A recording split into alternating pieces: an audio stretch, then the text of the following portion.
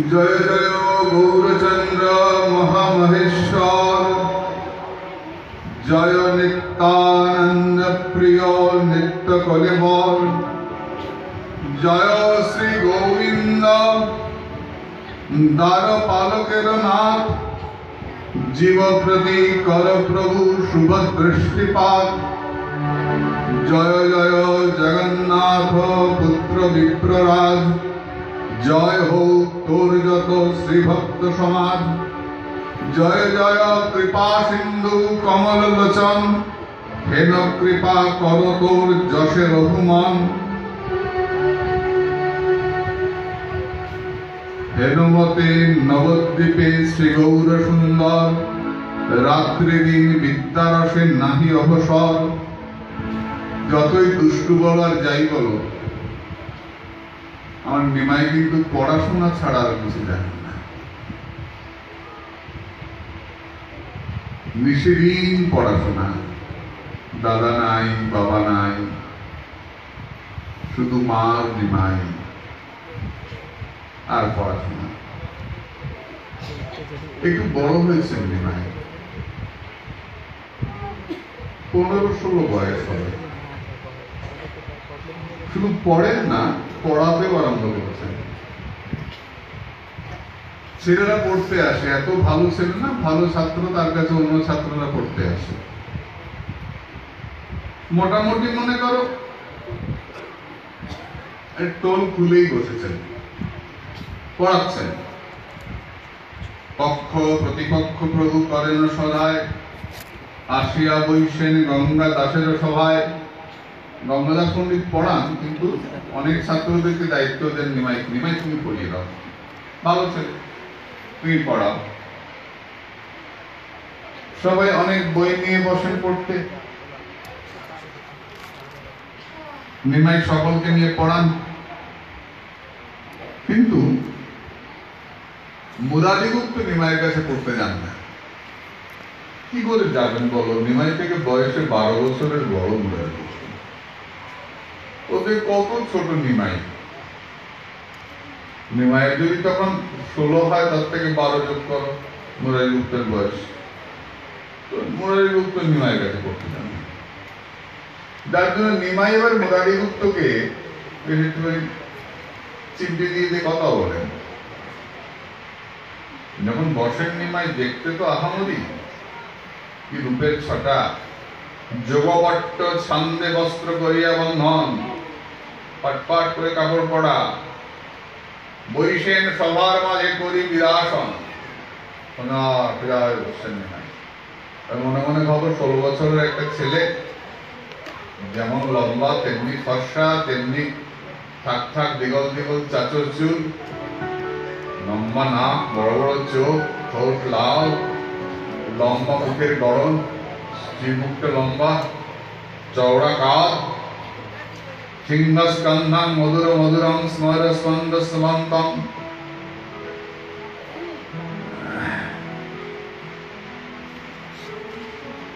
সুন্দর কাঁধ, গলায় পৈতা, মালা, ফুলের মালা, বসার ঢঙ্গই আলাদা, তোমার চোখটা পড়বেই পড়বে। এত অপূর্ব রূপের ছটা, আসন করে বসে পড়াচ্ছেন 16 বছরের যুবক। হাসলে পরে দাঁতগুলো ঝিক দিয়ে যায়,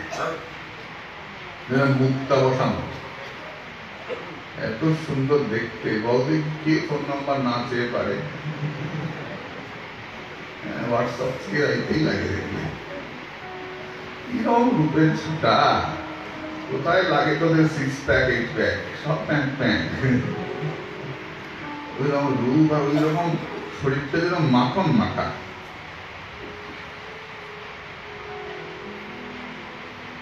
গৌরাঙ্গ সুন্দর বেশ মদন মোহন, 16 বৎসর প্রভুর প্রথম যৌবন। রূপের ছটায় ফেটে পড়ছে। বৃহস্পতি চিনিয়া পাণ্ডিত্য পরকাশে, স্বতন্ত্র যে পুঁথি চিনতে তারে করে হাসে। নিমাইকে ছেড়ে যে অন্য কথা বলতে আসে, কোন শ্লোক বড় টিকা, তাকে হেসে উড়িয়ে দেয়। পাণ্ডিত্যের ধারে ধারে সব দিকে যেমন সুন্দর তেমন পাণ্ডিত্য। শোনো, আমি এটা বলে দিলাম, যদি কেউ থাকে বলো, তাও আমার ব্যাখ্যাটা খণ্ডন করতে বলো, যাও। কারো ক্ষমতা নাই। নবদ্বীপ তখন পণ্ডিতের শহর, নবদ্বীপ পণ্ডিতের গ্রাম তখন। নবদ্বীপ হেনগ্রাম ত্রিভুবনে নাই। বড় বড় পণ্ডিত নবদ্বীপে বাস করেন তখন। বাচ্চা বাচ্চা ছেলেরাও বড় বড় পণ্ডিতদের সঙ্গে তর্ক করবার ক্ষমতা রাখে। পণ্ডিতের দেশ নবদ্বীপ।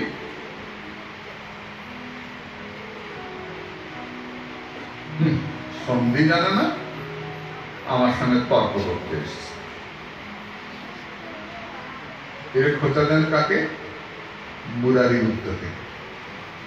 মুরারি গুপ্ত ব্যাকরণ পড়েন, পড়াশোনা করেন, নিমাইয়ের কাছে যান না, নিমাই খোঁচা দিয়ে যে কথা বলেন।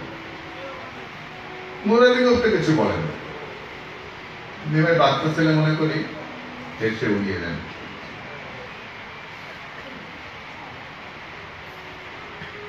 মুরারি গুপ্তের সঙ্গে দেখা হলে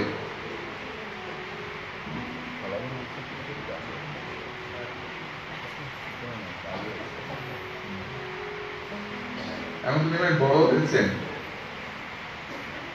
এখানে না আরেকটা গ্রন্থে পড়েছি,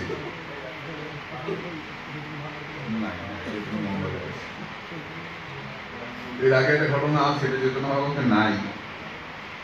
এর আগে মুরারি গুপ্তর সঙ্গে, মুরারি গুপ্ত নিমাইকে দেখে, কারণ নিমাই ছোট ছিলেন, মুরারি গুপ্ত ওকে পাত্তা দেন নাই। নিমাইকে দেখে রাস্তায় দেখে এত পাত্তা দেন নাই, নিমাই বলেছিলেন যে পাত্তা দিলে না তো আমাকে দেখে বলছে তো দেখাবো পরে আমাকে।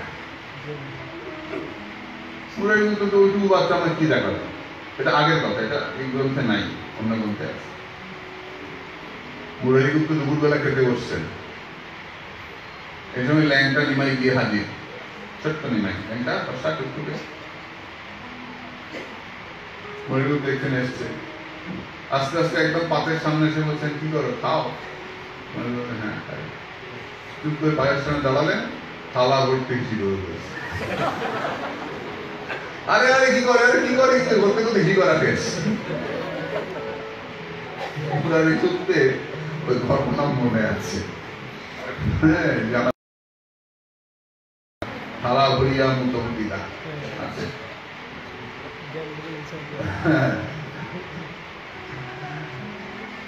এখন মুরারি গুপ্ত কিছু বলেন না, যা বলছে বলছে। বাবা আমার কি করে দেবে? ছোটবেলায় যা ভেঙে দেখিয়েছিল আমাকে, ভর্তি করে দিয়েছিল থালাগুলো। চিমটি দিয়ে যে কথা বলেন, প্রভু খুশি হন মুরারি গুপ্তকে দেখে। লতা পাতা দিয়া রোগী দড় গরম। বৈদ্য তো নাকি বদ্যি, মুক্ত মুক্ত তো বদ্যি। বদ্যি কি করবে? চিকিৎসা করবে। বদ্যি কি ব্যাকরণ পড়বে? যাও যাও গিয়ে ব্যাকরণ না পড়ে রুগী দেখো দিয়ে যাও।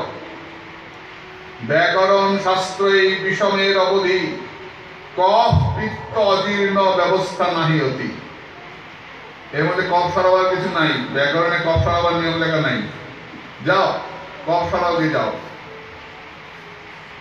তুমি কি বুঝবে? ঘরে গিয়ে রুগী দেখো। মুরারি গুপ্ত রুদ্রের অংশ, খুব রাগী, কিন্তু কিছু বলছে না, চুপ করে আছে। তো রাগলো না তো, আবার বলছে।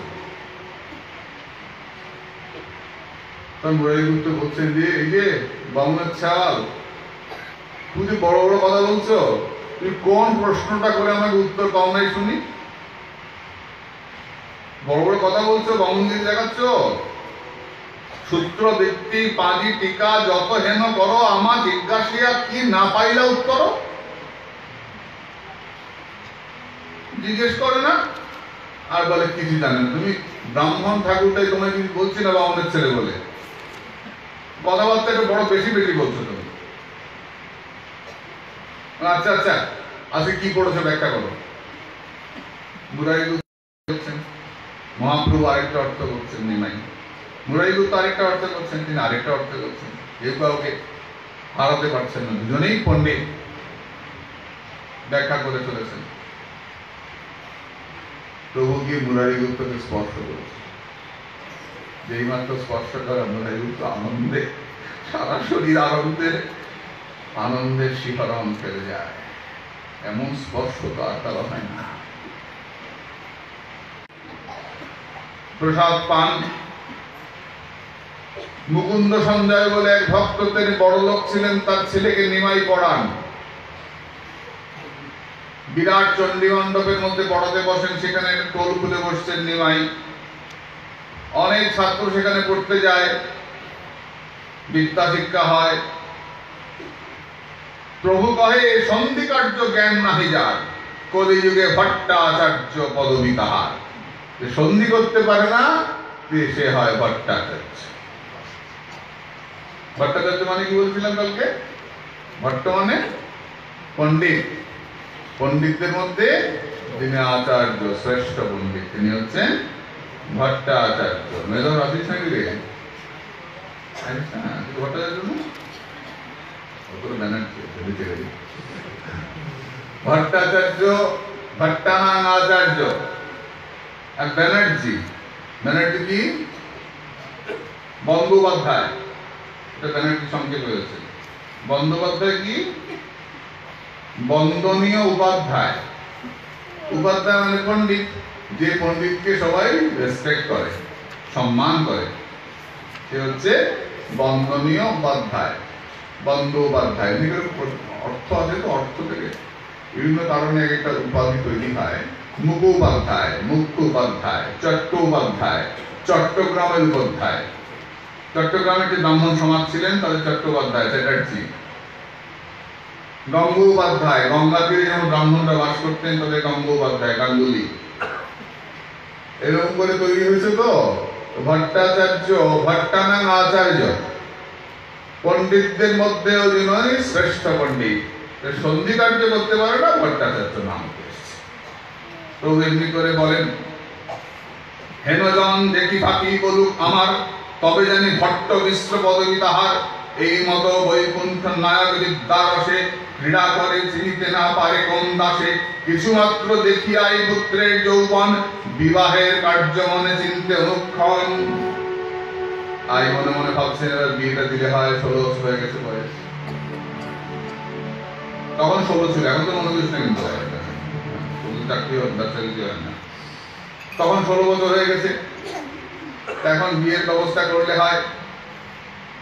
একজন আছেন নবদ্বীপে ব্রাহ্মণ, বল্লভাচার্য, তার মেয়ের নাম লক্ষ্মীপ্রিয়া। তিনি মনে মনে ভাবেন, আমার মেয়ের জন্য ভালো একটা ছেলে হলে হয়।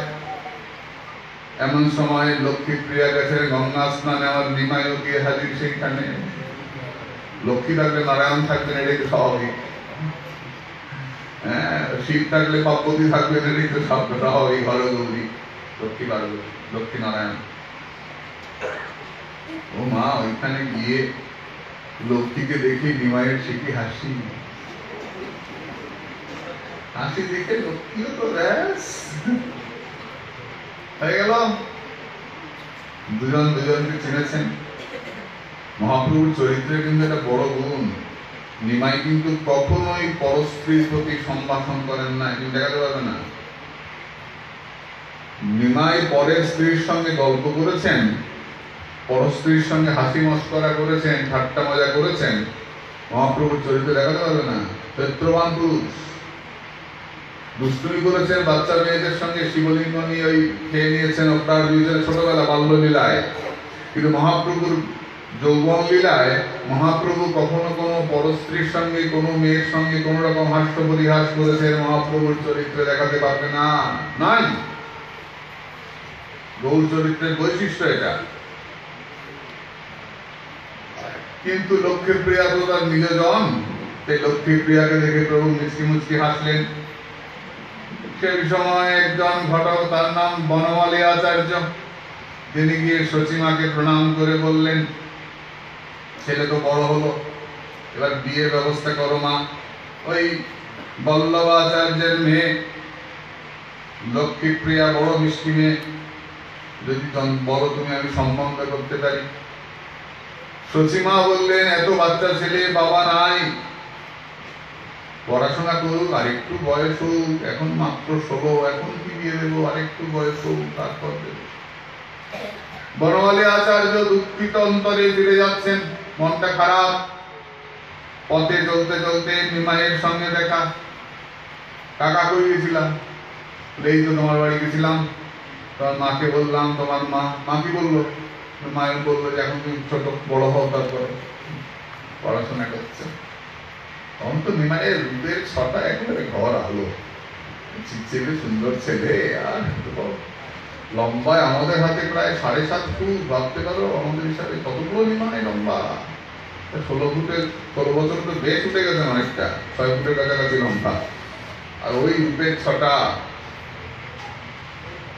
বনমালী আচার্য চলে গেলেন, নিমাই ঘরে এসেছেন। মা, কি বাবা? বনমালী আচার্য আসছিল? হ্যাঁ বাবা। না করলা কেন?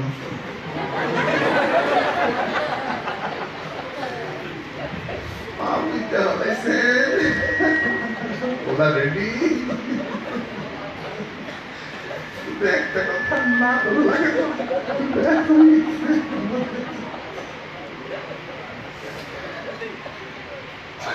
মা সঙ্গে সঙ্গে খবর পাঠালে, শিগগিরই ডাক, শিগগিরই ডাক, শিগগিরই ডাক, বনমালী আচার্যকে শিগগিরই ডাক। আর ছেলে একটাই রয়েছে, কোনো মতো বিয়ে দিয়ে ঘরে বসাই, মেয়েটাই চলে যায় বড়ের মতো। মায়ের তো ওদিকে চিন্তা আছে মাথায়, শিগগিরই ডাক। বনমালী আচার্যকে ডেকে বললেন, মা, বনমালী কালকে তুমি বলছিলে এটা কথা বলো। বনমালী আনন্দ করে ছুটছেন, গিয়ে বল্লভ আচার্যের কাছে গিয়ে বললেন, তোমার মেয়েকে বিয়ে দেবে, বড় ভালো ছেলে, নিমাই দিতে পারো, দিতে পারো, পরম পণ্ডিত, গুণের সাগর, মিশ্র পুরন্দর, নাম বিশ্বম্বর, দিতে পারো। বল্লভ আচার্য বললেন, এটা আমার সৌভাগ্য ওই রকম জামাই পাওয়া, নিমাইয়ের মতো জামাই পাওয়া আমার বড় সৌভাগ্য। কিন্তু বনমালী, আমার যে একটা সমস্যা, বলতেও পারছি না তোমাকে। বলুন আপনি কি সমস্যা, আমি মাকে গিয়ে বলবো, মাকে গিয়ে। আমি যে বড় গরিব, আমার দিতে পারি বড় দরিদ্র, আমি যে নির্ধন, অমন জামাইকে পেতে হলে যে সম্মান করতে হয়, সেই সম্মানের ক্ষমতা আমার নাই।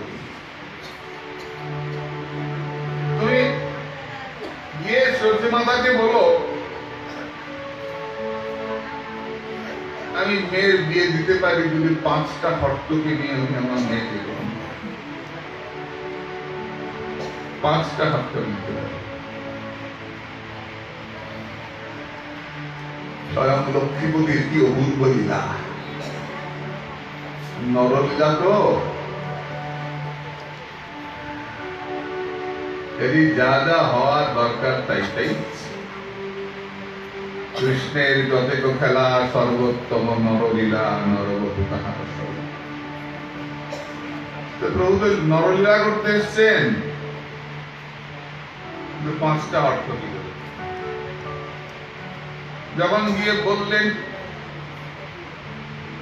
আজ বললেন, বেশ বেশ, আমার নিমাইয়ের পছন্দ হয়েছে, আমার আর কিছু চাই না, আমার নিমাইয়ের ঘরে লক্ষ্মী চাই। বলতে বলতেই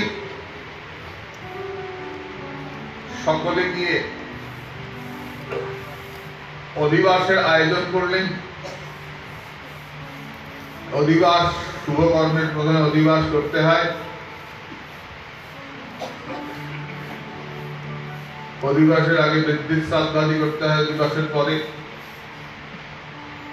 পূর্বপুরুষের কাছে আজ্ঞা নিতে হয়, আমার সন্তানকে আমি বিয়ে দিচ্ছি। সব ব্যবস্থা হলো।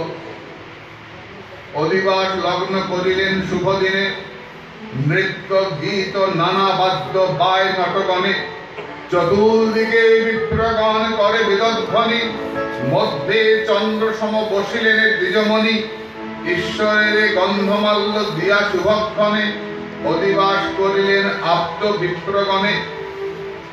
আত্মীয় ব্রাহ্মণরা অধিবাস করলেন। দীপ্ত গন্ধ চন্দন তাম্বুল দিয়া মালা দিয়া ব্রাহ্মণ গণের পুষিলেন হর্ষ হইয়া। বল্লভ আচার্য আসীন যথাবিধি রূপে অধিবাস করাইয়া গেলেন কৌতুকে। প্রভাতে উঠিয়া প্রভু করি স্নান দান, পিতৃগণে পুজিলেন করিয়া সম্মান। বেদ্যে শ্রাদ্ধাদি পূর্বপুরুষকে অনুমতি দিতে হয়। আমি এগোচ্ছি, খুব আনন্দ হলো, চতুর্দিকে হইচই নাও দাও খুব চলতে লাগলো। সমস্ত মেয়েরা ঘরের বউয়েরা এসে জমা হলো। আগেকার দিনে তো বিয়ে হলে কতদিন আগে থেকে মেয়েরা সব নায়র যায় না, নায়র যেত। তো নায়র গিয়ে কতদিন আগে মাসি পিসি কাকি খুড়ি সব চলে আসলো। এবারে বাড়ি ভর্তি কিলি বিলি হইচই আর পান খাওয়া গল্প আর গান গাওয়া কতদিন আগের থেকে হুলস্থুল। এখন তো উঠেই গেছি, নাড়ি নিতে পারছি না, বলছি আমার তো ফ্লাইট আছে, ফ্লাইট খুলিতে ম্যাজিক করে দিই, আমি তো ওই জায়গাটা চেক পাঠিয়ে দিচ্ছি, সবই চেক হয়েছে। এখন আর ফ্লাইটে ঢুকতে এখন আর আত্মীয়তা ফ্লাইটের বুকিং ফ্লাইটে ঢুকেছে, এখন আর হয় না। ঘর ভাড়া করলো, বাড়ি ভাড়া করলো। তবু তোমাদের এখানে শুনেছি অনেক বরযাত্রী যায়, 500, 800, 1000 বরযাত্রী যায়। আমাদের এখানে তো ভারতে তো 1000 বরযাত্রী ভাবাই যায় না। বলছি আমার 22 জনের বেশি যেতে পারছে না, 20 থেকে 22 জন যায়, ওদের ব্যবস্থা ঠিক করতে হয়, ঠিক আছে। আমাদের সব যন্ত্র, ভারতে তো সব যন্ত্র হয়ে গেছে। আমাদের এখানে আন্তরিকতা, হাসি মজা, কতদিন আগে থেকে নায়ক থাকা, আত্মীয় বাড়িতে যাওয়া, না সময় নেই, স্কুলে এক্সাম তো বুঝলি, ইংলিশ স্কুলে পড়ে তো যেতে পারছি না। আমাদের এখানে এখন শুনতে গেছে আন্তরিকতা, দুঃখই উঠে গেছে তো ভালোবাসা, কেউ কোনো দুঃখই পায় না। পাশের সাইডে লোক মারা গেছে, পাশের সাইডে লোক বলতেই পারে না। আমার নিজের চোখে দেখা, ভবানীপুরে গেছি এক ফ্ল্যাটে, বড় লোকের ফ্ল্যাটে, গিয়ে দেখি পাশের ফ্ল্যাটে একজন মারা গেছে। উনি অর্ডার দিয়েছেন কোল্ড ড্রিঙ্কস আর কি জানি আর ভুলে গেলাম, মিষ্টি কোল্ড ড্রিঙ্কস। যারা মরা দেখতে আসছে একটা করে কোল্ড ড্রিঙ্কস মিষ্টি প্যাকেট দেওয়া হচ্ছে। মরা দেখতে গেছে, ছেলে আমেরিকা থেকে ফিরতে দেরি হবে তো, ওটা মরাটা পচে বাসি না হলে পড়ানো যাবে না, তাই জন্য সিরিয়াসলি পড়ানো হবে। আর উনি সারাদিনে চা খাচ্ছেন ভদ্রমহিলা, ছেলে আমেরিকা থেকে ফিরবে, সব যন্ত্র করে যাচ্ছে, আওয়াজ হচ্ছে, আনন্দ হচ্ছে না, আওয়াজ হচ্ছে, কায়দা কানুন হচ্ছে, অনেক কিছু হচ্ছে, কিন্তু আনন্দটা কিরকম জানি হয়ে গেছে, ভালো লাগে না রে আমার, সত্যি তখন আমার কথা ভালো লাগে না। সেই আনন্দ, সেই হা হা করে হাসি কোথায় গেল উঠে। শীতকাল চলে যাচ্ছে, একদিন কাঁচা মূলা খেলাম না, এর থেকে দুঃখের আর কি থাকতে পারে। কন্টিনেন্টাল খেতে গিয়ে আমার হাত তো কন্টিনেন্টালে, একদিন গ্রামের মধ্যে মাঠের মধ্যে বসে গামছার মধ্যে মুড়ি থেকে কাঁচা মূলা খেলাম না, শীতকাল হলো ওটাই, শীতকাল কি আনন্দের দিন গেছে রে।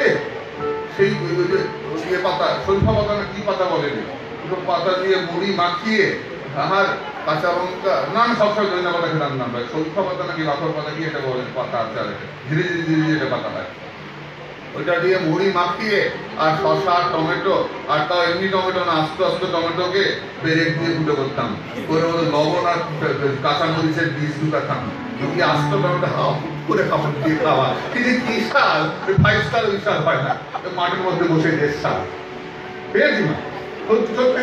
রেল লাইনের মধ্যে, রেলগাড়ি সারাদিনে 2টা চলে, সকালে একটা বিকালে একটা, রেল লাইনের মধ্যে বসে, পাথরের মধ্যে পা লম্বা করে বসে, কাঁচা মূলা টমেটো দিয়ে হাত করে খাওয়া, আর মুড়ি মাখি আনন্দ করা, সে কোথায় গেল, এখন প্লেনে যায়, সেই মূলা মাখার আনন্দ পায় না, সেই টমেটোর স্বাদ পায় না। জীবনটা পাল্টে যাচ্ছে, আমরা আধুনিক হচ্ছি, অনেক সুখে থাকছি, অনেক স্টাইলে থাকছি, অনেক ভালো ভালো পোশাক করছি, কিন্তু গামছা পরে মূলা মাখা মুড়ি দিয়ে খাওয়ার সেই আনন্দ আছে। আমি কালকেই দেবুকে বলছিলাম যে বুড়ি কতদিন মূলা ভাজা খাইনি, পৌষ মাস পার হয়ে গেল, ছোটবেলা খেতাম, মূলাকে জিরি জিরি জিরি জিরি করে টানলে পরে লম্বা হয়, চাললে পরে ছোট হয়ে যায়, মশমশা ভাজা যদি খাইছো না, মূলা ভাজা কতদিন খাই না, ভুলেই গেছি খাওয়া। কন্টিনেন্টাল খাই, লিপস্টিক চটচটের মধ্যে করে এখন মনে রাখে সব উঠে গেছে। বড় দুঃখ, বড় দুঃখ আমার, বড় দুঃখ। এখন আর ট্রেনে পড়ে যাবে, চলে খাওয়া। মা চলো না আবার কদিন আবার আগের দিনে ফিরে যাই। ভালো লাগে না আমার, আমার এখনকার দিনে এইসব ভালো লাগে না। আম খেয়েছি, আম মাটির তলায় পড়ে চিপেছি, এখন ফ্রিজ থেকে আম বের করে কাটি দিয়ে খাই, দিয়ে মশাই চাপাতি করি। আমার ওই আম কোথায় গেল? ফ্রিজ থেকে বের করে আম খাওয়া। আগে আমরা চিপিয়ে চিপিয়ে আর সেই আম নিয়ে কোনো ভাই বোন মিলে দৌড় দিত, যা কান্নাকাটি মারপিট লাগতো। কোথায় গেল সব, কোথায় গেল রে, সব কোথায় গেল রে? সেই আনন্দটাই চলে গেছে, আনন্দটাই চলে গেছে না, সত্যি কথা, সেই আনন্দটাই চলে গেছে। এখনকার ছেলেমেয়েরা সেই আনন্দ, মা কাকিমার হাতের নাড়ু খাওয়া, কাকিমার হাতে পিঠা খাওয়া, লোকের বাড়ি বাড়ি লক্ষ্মী পূজার দিন খেয়ে খেয়ে বাড়িতে আর খেতাম না। আর শনি পূজার দিন, শনিবারের দিন পিসিমার বাড়িতে গিয়ে সত্যনারায়ণের সিন্নি খাওয়া, সেই আনন্দটাই চলে গেছে। সত্যনারায়ণকে হরি হরি বলে তাকিয়ে দেখতাম কে আর আগে উঠে, কার মাথাটা আগে উঠছে। সবাই একসঙ্গে ভাই বোনেরা প্রণাম, সত্যনারায়ণকে হরি হরি বলা, সেই সত্যনারায়ণের সিন্নি খাওয়া। পিসিমা মাপতেন, বড় পিসিমা, আমরা অপেক্ষা করতাম যে কখন আমার পাত্রে একটু পরে।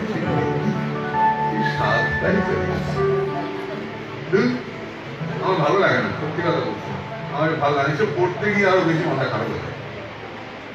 নিমাইয়ের বিয়ে হচ্ছে হুলুস তুলুস ব্যাপার, আগে থেকে পড়ার সময় এসে গেছেন, আর সবাই পান মুখে দিয়ে, আর গল্প আর গান, গীত তুলো গীত, গীত একের পরে গান হচ্ছে, অধিবাস হচ্ছে। বল্লভ আচার্য এলেন, ছেলেকে অধিবাস করিয়ে গায়ে হলুদ নিয়ে গেলেন। কত বা মিলিলে আসি পতিব্রতাগণ, কতেক বা ইষ্টমিত্র ব্রাহ্মণ সজ্জন, খই কলা সিন্দুর তাম্বুল তৈল দিয়া, স্ত্রীগণেরে আই তুষিলেন হর্ষ হইয়া।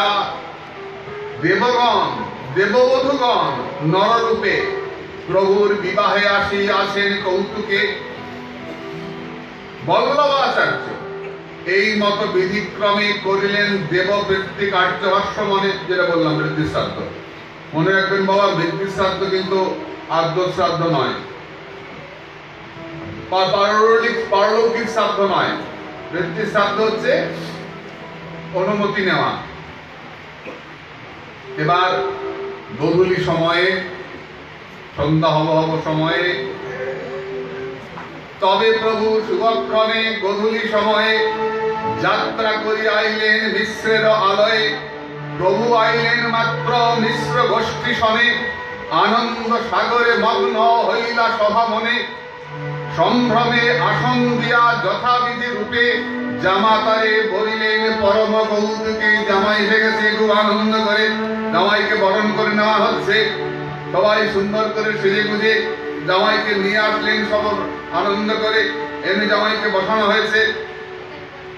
শেষে সর্ব অলঙ্কারে করিয়া ভূষিত, লক্ষ্মী কন্যা আনিলেন প্রভুর সমীপ। হরির ধ্বনি সর্বলোকে লাগিয়া শুনিতে,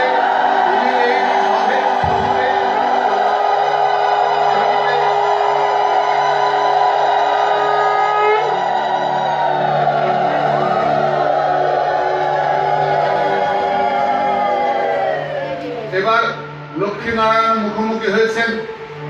প্রভুর বন্ধুরা মালা বদল হচ্ছে, তো প্রদক্ষিণ হবে, মালা বদল হবে। তা প্রভুর সামনে আসতেই লক্ষ্মীকে তুলে নিয়ে এসছেন, সব সামনে দাঁড়িয়েছেন। প্রভুর বন্ধুরা ধরে প্রভুকে আরো বেশি উঁচু করে দিয়েছে। যে প্রভু উঁচু করে দিয়েছে, লক্ষ্মীর সঙ্গে যারা এসছেন তারাও লক্ষ্মীকে আর উঁচু করে দিয়েছে। করে করে খুব আনন্দ হচ্ছে। তবে লক্ষ্মী প্রদক্ষিণ করি সপ্তবার, জোড় হস্তে রহিলেন করি নমস্কার।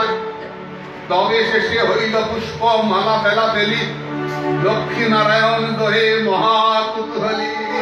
দিব্য মাল্য দিয়া লক্ষ্মী প্রভুর চরণে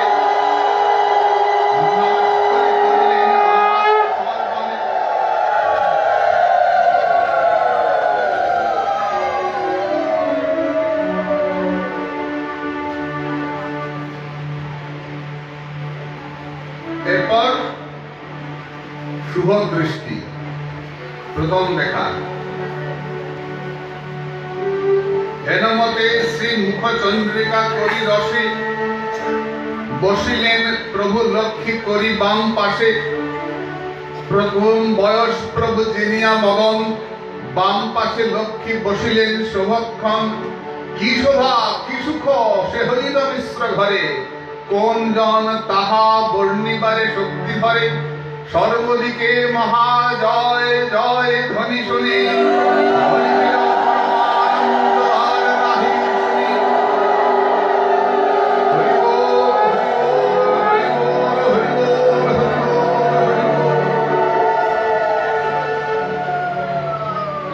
বল্লভাচার্য কন্যা দান করতে বসেছেন। লক্ষ্মী নারায়ণ বসেছেন, লক্ষ্মীপ্রিয়া গৌরাঙ্গ মহাপ্রভু বল্লভাচার্য কন্যা দান করছেন, যেন রুক্মিণী আর কৃষ্ণকে ভীষ্ম কন্যা দান করছেন। কৃষ্ণকে ভীষ্ম কন্যা দান করছেন, যেন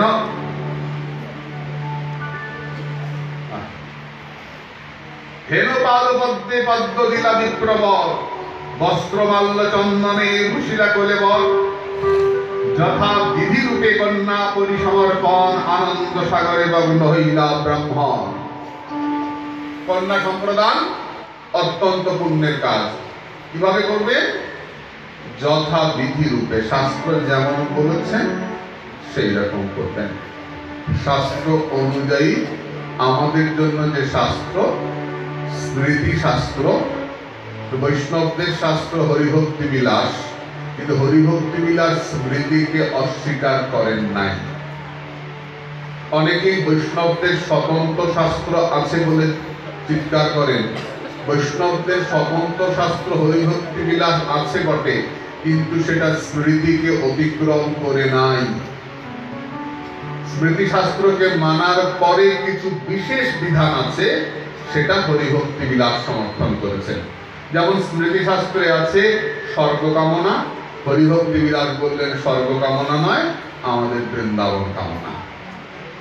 একটু বিশেষ, ওইটাকে একটু বিশেষ করেছেন। কিন্তু স্মৃতি শাস্ত্রকে অস্বীকার করে কোনো কিছু করা যাবে না মা। এই নতুন নতুন নিয়ম সব বেরোচ্ছে, নবদ্বীপে বৃন্দাবনে এরকম নিয়ম হচ্ছে না। এখানে সব নতুন নতুন নিয়ম দেখতে পাচ্ছি। এগুলো কেন করছেন তারা করছেন, তারাই জানেন নিজের সুবিধার জন্য কি করছেন তারা। আমাদের পূর্বপূর্ব আচার্যগণ যে নিয়ম করে গেছেন গৃহস্থদের জন্য, আমরা সেই নিয়মই করব। আমি আবারও বলছি, মুরারি বাবার জীবন আর আমার জীবন এক নয়। তিনি সর্বত্যাগী সাধক, তিনি যেটা করবেন আমার জন্য সেটা নয়। আমি গৃহস্থ, আমার নিজস্ব একটা পদ্ধতি আছে, তার একটা বিশেষ পদ্ধতি আছে। তিনি গৃহস্থকে অস্বীকার করেন নাই, কারণ তিনি গৃহস্থের পেটেই তার জন্ম হয়েছে। সাধুর পেটেই সাধুর জন্ম হয়। হরে কৃষ্ণ। গৃহস্থের পেটেই সাধুর জন্ম হয়, সাধুর পেটে সাধুর জন্ম হয় না। কাজে গৃহস্থদের একটা নিয়ম থাকবে, আপনাকে নিয়ম মানতে হবে। ধলাকুণ্ডে বাবাজি মহারাজ অগ্নিকাণ্ডে আপনার কি? আচ্ছা বাবাজি, তাহলে আপনি কেন করবেন? গৃহস্থকে গৃহস্থের নিয়ম মানতে হবে, পরিষ্কার বলেছেন যথা বিধি রূপে। আমরা তো বিধি নয়, আমরা রাগানুগা। রাগানুগা মানে কি? ভালোবেসে ভক্তি। আর বিধি মানে শাস্ত্র মেনে ভক্তি। ভালোবেসে ভক্তি মানে যা ইচ্ছা ভক্তি। আমার ভালোবেসে খুব ভক্তি, আমি নিজের মতো করে করি। তো ঠাকুরকে আমি ঠান্ডা জলে স্নান করাই, ঠাকুরকে আমি উল্টা করে রেখে দিচ্ছি, পাপড় থেকে মাথা নিচ্ছি। এরকম তো রাগানুগা, তো পাগলামি ভক্তি। এগুলো শ্রুতি স্মৃতি পুরাণাদি পঞ্চরাত্র বিধি বিনা ঐকান্তিকী হরের ভক্তি উৎপাদায়িত কেবলম। শাস্ত্র না মেনে তুমি হরিভক্তি যাজন করো, তাহলে তোমার সেই হরিভক্তিটা উৎপাতের কারণ হবে। মুশকিলটা হচ্ছে আমরা আমাদের সুবিধার জন্য আমরা মানুষকে চালিত করি। দেখলাম যে আমার 15 দিনের দিন আমার একটা অন্যখানে ভালো দান আছে, ওইখানে যাব। এই শ্রাদ্ধটা যদি 13 দিনে 14 দিনে করাতে পারি, তাহলে এটাও হলো ওটাও হলো, দে এটা গুরু দেবে। এই অমুক পুরাণে আছে, এটা গরুর পুরাণে আছে। হে গরুর পুরাণ, তুমি গরুর পুরাণ দেখাচ্ছ, তা যারা শাস্ত্র তৈরি করেছেন তারা গরুর পুরাণ পড়েন নাই? তুমি কোথাও গরুর পুরাণ পড়ছো? তুমি যে পণ্ডিতালি ফলাচ্ছ এখানে এসে, কচুবনে সেই শিয়াল রাজা, তুমি যে দেখাচ্ছ এখানে গরুর পুরাণ হচ্ছে, এখানে ওই পুরাণ, তাহলে যারা আচার্য পূর্ব আচার্যরা গ্রন্থ লিখেছেন তারা গরুর পুরাণ পড়েন নাই, তুমি নতুন দেখাতে আসছো গরুর পুরাণ। এই করে আমাদের হিন্দু সমাজটা শেষ হয়ে যাচ্ছে, শুধু ব্যক্তিগত স্বার্থজনিত। ওই দিন মহাপ্রভু ভোগটা দিয়ে দিতে পারলে পরের দিন আরেক জায়গায় বড় ভোগ আছে, ওই দানটা নেওয়া যাবে, এই দানটা নেওয়া যাবে। সাধারণ মানুষ বোঝে না, ও করে ফেললো পাঠের ওজন বলে এদিকে করবি, তা তো জানি না, জাতিত গ্রুপটা মানা নেওয়া গ্রুপটা বলি, ব্যাস দুটো পার্ট হয়ে গেল। তার মানে দুটো পার্ট হয়ে গেল, আমাদের দুটো দল সৃষ্টি হয়ে গেল, আমাদের ধর্মটা শেষ হয়ে গেছে। এটা একটা ভয়ঙ্কর ক্ষতি। আর সামনে কি থেকে বাঁচা যায়, আমিও মনে মনে ভাবছি জানেন, যে শ্রাদ্ধ বিধির উপরে, বিবাহ বিধির উপরে একটা বাংলায় বই যদি বার করা যেত, সময় পাই না বাবা, এত ব্যস্ত থাকি। একটা বই লিখতে গেলে অন্তত মাস দুয়েক থাকতে পারলে একটা বই তৈরি করা, তার প্রুফ দেখা, পণ্ডিতদেরকে দেখানো ঠিক হচ্ছে না ভুল হচ্ছে, তারপরে তৈরি করা। একটা বই যদি আমি দেখি, আমার ইচ্ছা আছে যে শ্রাদ্ধের সমস্ত মন্ত্র তার অর্থ, বিবাহের সমস্ত মন্ত্র তার অর্থ, কি বলা হচ্ছে সাপ ব্যাং, ওটা ছেলে মেয়েটা বুঝুক যে আমাকে এই বলা হচ্ছে, বুঝি না। বুঝি বাবা, বিয়েতে শিলনোড়া কেন দেওয়া হয়? কেন দেওয়া হয় শিলনোড়া? পরবর্তীকালে মারামারিতে লাগবে কেন? একজন শিল একজন নোড়া, বিয়েতে শিলনোড়া কেন জানি না। ওই আগে বলেছি তোমাদেরকে, বিয়েতে ফিরে যাওয়ার সময় মেয়েটা খুব কাঁদে, ছেলেটা একটুও কাঁদে না। গাড়িতে ওঠার সময়, বিয়ের পরের দিন কেন কাঁদে না ছেলেটা? মেয়েটা খুব কাঁদে কেন? ছেলেটা মনে করে তুই তো একদিন কাঁদছিস, আমাকে তো সারা জীবন কাঁদতে হবে। ছেলেটা গম্ভীর হয়ে থাকে, কাঁদে না। তাহলে এরপরে হলো অষ্টমঙ্গলা, অষ্টমঙ্গলে আবার ছেলেটা মেয়েটা ফেরত আসে। কেন? ওই ছেলেটাকে আরেকবার চান্স দেওয়া যায়, যে দেখ যেটাকে নিয়েছি ফেরত দিয়ে যাবি, আরেকবার চান্স দেওয়া গেল, ফেরত দেবে কিনা, যে বিপদ ঘরে নিয়েছি সেটা ফেরত দেবে কি? অষ্টমঙ্গলা একটা যদি না দিল দেখতে হবে, বাবা বাকি চলে যায়, কারণ নিয়েছিস তো নিয়েছি, ভালো করেছিস। বিয়েতে শিলনোড়া, শিলনোড়াটা কেন? বলে তুমি যদি আমার সঙ্গে থাকো আমি পাথর ফেলে পাহাড় ভেঙে দিয়ে যাবো, এই জন্য শিলনোড়া ব্যবহার হয়। চমৎকার চমৎকার কথা। আমার বিয়েতে আমি আমার পুরোহিতকে জিজ্ঞেস করেছিলাম, যদিও অত বছর আমি ভুলে গেছি, আবার বললে ভালো হয় না, কিন্তু আমি পুরোহিতকে জিজ্ঞেস করেছিলাম যে হ্যাঁ এটা আমার মন্ত্রী বসে যাবে না, আমি জিজ্ঞেস প্রত্যেকের মন্ত্র অর্থ জিজ্ঞেস করছিলাম, কিন্তু ভক্ত বাড়ি বিয়ে করেছি, তিনগুড়ি উঠের বাড়ি, এমন হরিনাম লাগাইছে আর মন্ত্রই শুনতে পাচ্ছি না। এমন হরিনাম বৃন্দাবনের সাধুরা এসেছিলাম, দুরারি কথা খাওয়ার দায়িত্ব নিয়েছে, আর এই বড় বড় ঢেম্বা, আর যে পরিমাণ সাধুরা প্রভাব পাচ্ছেন, ভালো হয়েছে, রাখলে সাধুরাই রাখবেন, মন্ত্রে আর রাখবেন না। দেখ এখনো আছে, ঠিক আছে এখনো। ওই বিবাহের মন্ত্র আমি জিজ্ঞেস করছিলাম পুরোহিতকে, এটা অর্থ কেন, এটা আমি কেন বলবো? এমনি করে ধ্রুবতারা দেখায়, ধ্রুবতারা কেন দেখায়, আগুন কেন জ্বালায়, অঞ্জলি কেন দেয়? আমার ইচ্ছা আছে না, দেখি তোমার আশীর্বাদ করো, এইগুলো কেন কেন দিয়ে একটা বই যুক্তির উপরে। সময় পাচ্ছে না বাবা, একদম সময় পাচ্ছে না, বাইরে এত ব্যস্ত থাকি, বইটা ব্রেনটাকে শান্ত রাখতে হয়তো লিখতে লাগে। একটা বই কত জায়গায় যাবে, তার উপর সমালোচনা হবে, কাজে একটা বই লিখতে গেলে অনেক তৈরি হতে হয়। আমার খুব ইচ্ছা একটা তৈরি করা। আগে তো আমরা হিন্দু, তারপরে তো আমরা বৈষ্ণব। আগে যদি হিন্দুত্বকে জান, তো মায়ের পেটে জন্মেছি, মা বাবার বিয়ে হয়েছিল তো, না হয় না কোনটা,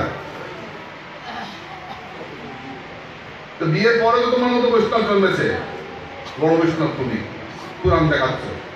তোমার মা বাবার বিয়েটা কিভাবে হয়েছিল, তুমি জন্মেছো একটা দৈত্য, কিভাবে জন্মেছে দেখো। হ্যাঁ বাবা, আমার খুব একটা ইচ্ছা যে দেখি আপনারা আশীর্বাদ করুন, যে বিবাহ কেন করবো আমরা? বিবাহ শব্দের অর্থ কি? সম্যক প্রকারে বহন করা, বিশেষ বহন, বিবাহ সম্যক প্রকারে বহন। সারা জীবন যে ছেলেটা মেয়েটাকে দেয় না, খালা ইত্যাদি দেয়, ওই খালা খাবার টাবার দিয়ে কেবল অভিজ্ঞতা আছে,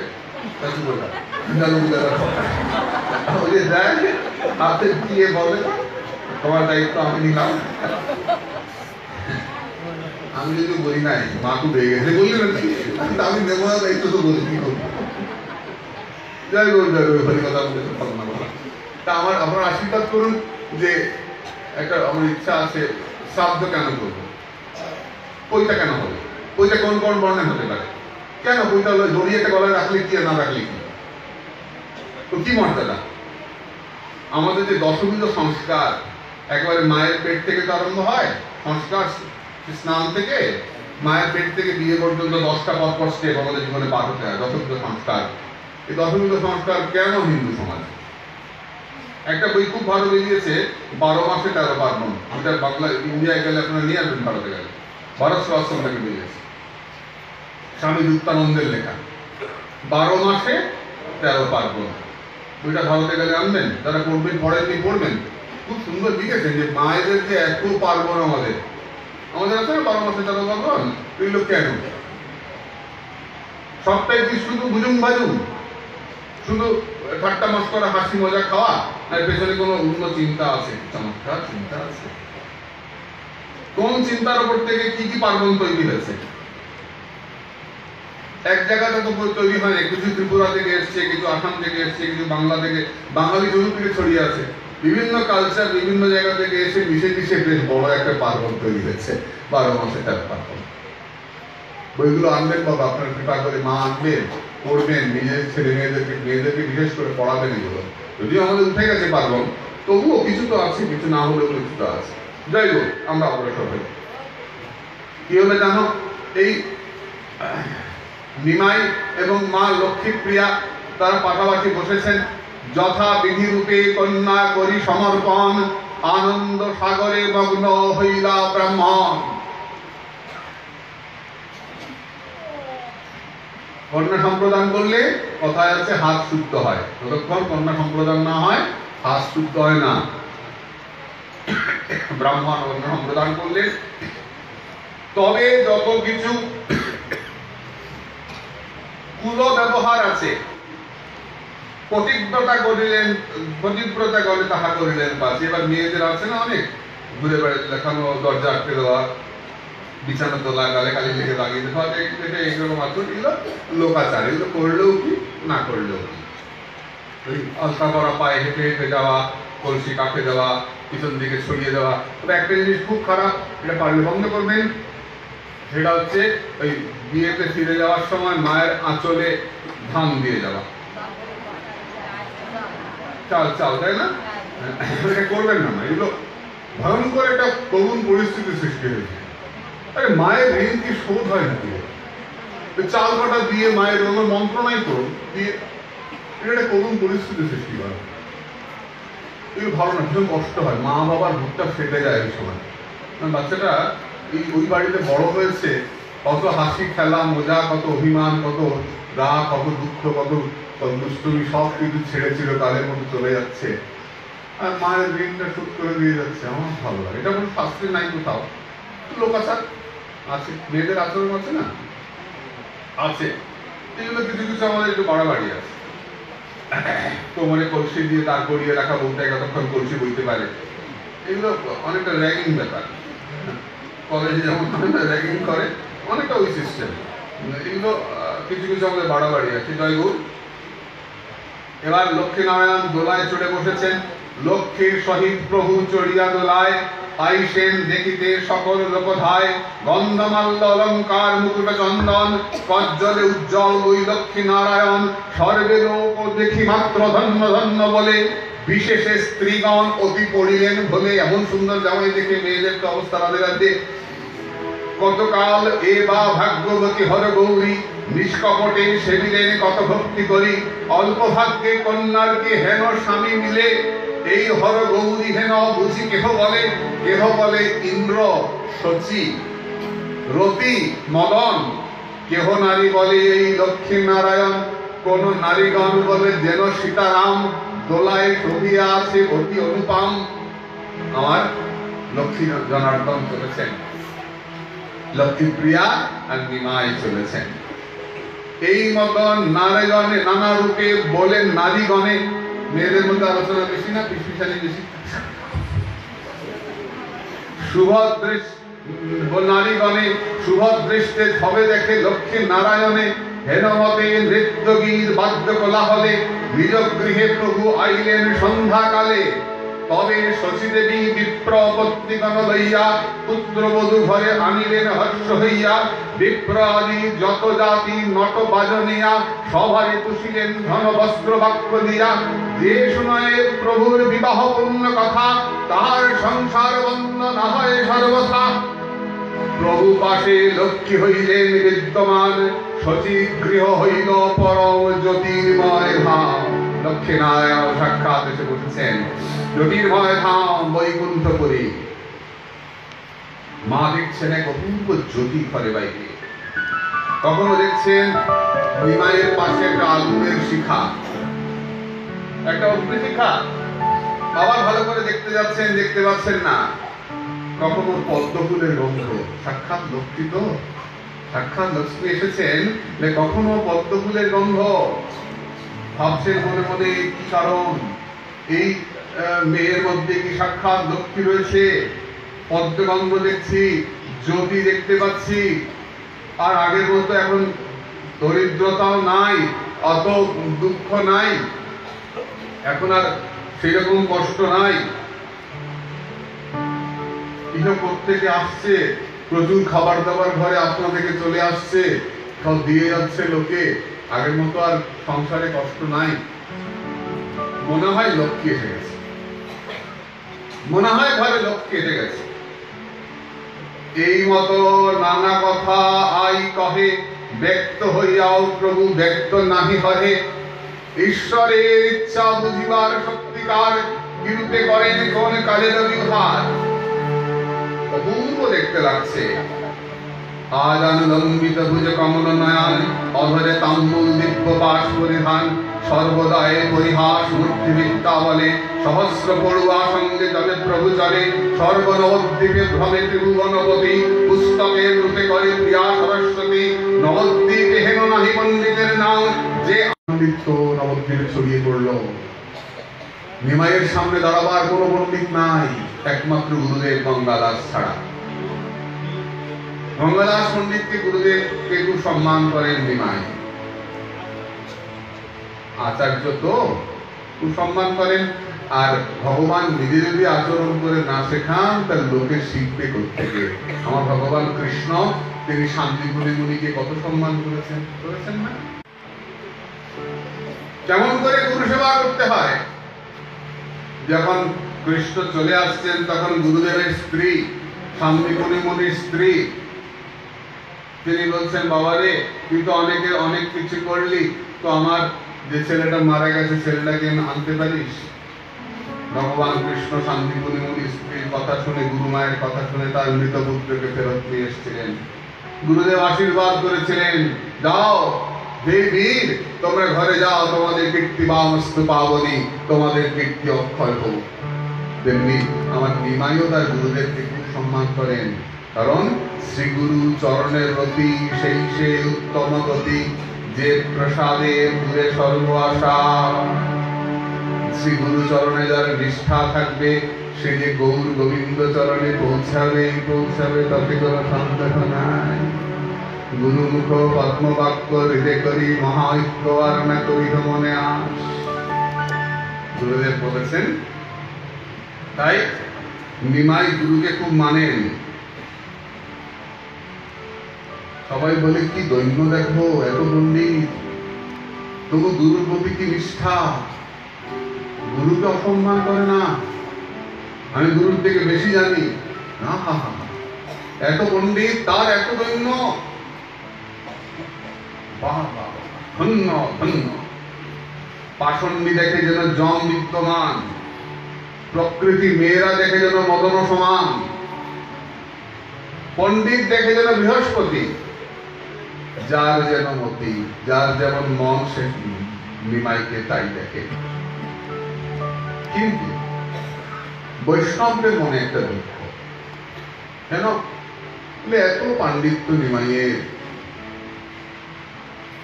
জগন্নাথের ছেলের এত পাণ্ডিত্য, কিন্তু হরি নাম তো করে না, হরি বল তো বলে না, কৃষ্ণ ভক্তির রস তো মুখে নাই, ব্যাকরণ পড়ে, ব্যাকরণ পড়ায়, পাণ্ডিত্য ফলায়, কিন্তু কৃষ্ণ নাম তো পারে না।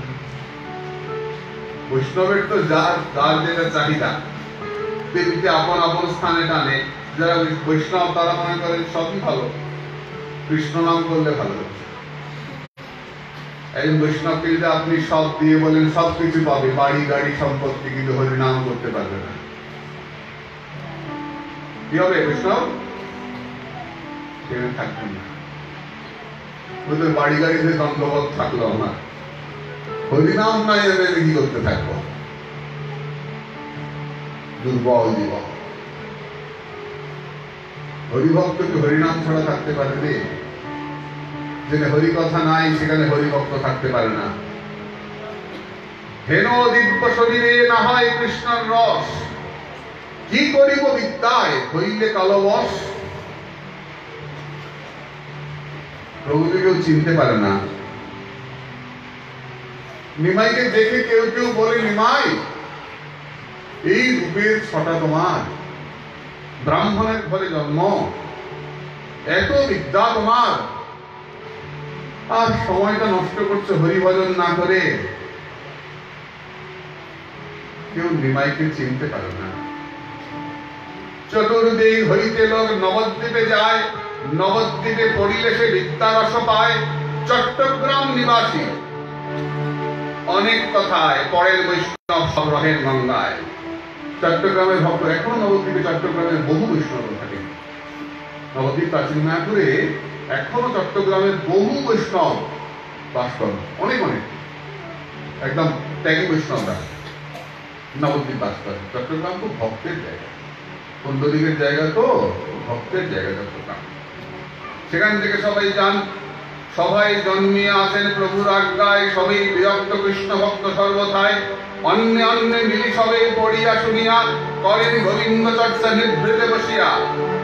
বৈষ্ণবরা লুকিয়ে লুকিয়ে হরি কথা আস্বাদন করেন। বিকেল বেলা এসে মুকুন্দের গান সবাই শোনেন ভক্তেরা। অদ্বৈত প্রভুর বাড়িতে ভাগবতের সবার মিলন হয়, সব ভক্তেরা আসেন এবং মুকুন্দ যখন কৃষ্ণ গুণগান করেন তখন ভক্তেরা কেড়ে আপুলিত হয়ে যান। তারা হরি কথা চর্চা করে, কেহ কান্দে, কেহ হাসে, কেহ নৃত্য করে, গড়াগড়ি যায়, কেহ বস্ত্র না সম্বরে, হুঙ্কার করহে, কেহ মাল শাক করে, কেহ গিয়া মুকুন্দের দুই পায়ে ধরে। এই মতো উঠয়ে পরমানন্দ সুখ, না জানে বৈষ্ণব সব আর কোন দুঃখ। প্রভু ও মুকুন্দ প্রতি বড় সুখী মনে, দেখিলে এই মুকুন্দের ধরেন আপনে। প্রভু জিজ্ঞাসা করেন, মুকুন্দ ওই শ্লোকের মানেটা বলুন তো, ওই ব্যাখ্যাটা একটু করে দাও তো। মুকুন্দ কিছু বললেই প্রভু বলেন ভুল হলো। মুকুন্দ মানেন না, দুইজনে তক্ক লেগে যায়, পক্ষ প্রতিপক্ষ করতে লাগে। শ্রীবাস পণ্ডিতকে দেখলো, জিজ্ঞেস করে, সবাই নিমাইকে দেখে ভয়ে সরে যান। বাপরে, ওই আসছে পণ্ডিত, ওই আসছে পণ্ডিত, আবার কি করবে? সকলে ভয়ে সরে যান। মিথ্যা কথা, বাক্য ব্যয় তো বৃথা বহু কথা, বহু বাজে কথা বেশি বললে না হরি ভজনে অসুবিধা হয় না। লক্ষ্য করে দেখবে, আর্নিক করার আগে জপ করতে বসছো তুমি, তার আগে অনেকক্ষণ তুমি সংসারের কথা বললে, বলার পরে জপ করতে বসলে তখন দেখবে সংসারের কথাটা মাথার মধ্যে উঠতে থাকে। বিষয় থেকে সংসারের কথা থেকে না, জপের আসনে গেলে দেখবে সংসারের কথাটা মাথায় পড়ে। সমস্যা। একজন ব্যবসায়ী দোকান থেকে এসে ঠাকুর ঘরে জপ করতে বসছেন, একজন সাধু এসে জিজ্ঞেস করছেন তার ছেলেকে, কিরে তোর বাবা কোথায়? ছেলেটা বলছে, বাবা তো এখনো দোকানে, দোকান থেকে ফেরে নাই। না, এখন দোকানে। তো বলতে বলতে বাবা বেরিয়ে এসছে, এই তো তোর বাবা, এই তো ফিরে গেছে। বাবা প্রণাম করে বলছেন, ঠিকই বলেছে আমার ছেলে, আমি দোকান থেকে ফিরি নাই, আমার দেহটা ফিরেছে, মনটা দোকানেই রয়ে গেছে। ওই আসনে বসে আমি চিন্তা করছি কি বেচাকেনি হচ্ছে, কি হচ্ছে, কি হচ্ছে, কি হচ্ছে, কি হচ্ছে। তাই না? বিষয়ের স্বভাব বড় অন্ধ, সেই কর্ম করায় যাতে হয় ভববন্ধ। বিষয় এমন জিনিস যেভাবে আসুক না কেন তোমাকে বেঁধে ফেলবে। তাই মহতেরা বিষয়ের সঙ্গে আসছে বিষয় আলাদা আলাদা থাকো।